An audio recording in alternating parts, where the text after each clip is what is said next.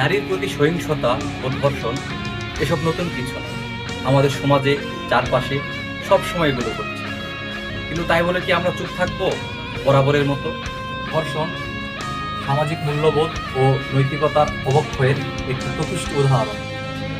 আইনের সুষ্ঠু প্রয়োগ ও সামাজিক সচেতনতা বৃদ্ধি পারে এটি প্রতিকার করে। তাই আসুন সবাই কাঁধে কাঁধ মিলিয়ে ধর্ম, গোত্র, দল, মত, সংগঠন সব কিছু ভেদাভেদ ভুলে গিয়ে ধর্ষকদের বিরুদ্ধে আমরা গড়ে তুলি জোরালোর প্রতিবাদ।